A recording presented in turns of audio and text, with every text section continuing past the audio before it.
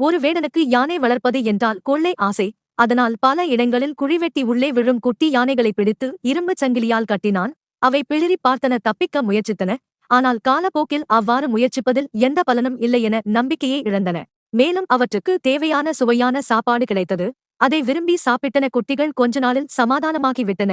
குட்டிகள் வளர்ந்தன.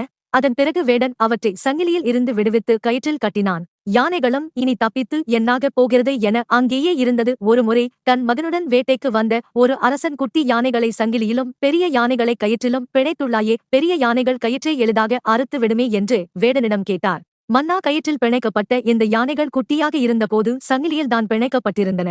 இப்போது அவற்றுக்கு இவ்விடம் பழகிவிட்டதால் பெரிதான பிறகும் வேறிடத்துக்குப் போய் என்ன செய்யப் போகிறோம் என நம்பிக்கையே இழந்துவிட்டன. எனவே கயிற்றில் பிணைத்துள்ளேன் என்றான். இந்த யானைகளைப் போல் நம்பிக்கையை மட்டும் இழந்து விடவே கூடாது. இலக்கை எட்ட ஆரம்பத்தில் என்ன முயற்சி எடுத்தோமோ அதைவிட அதிக முயற்சி எடுக்க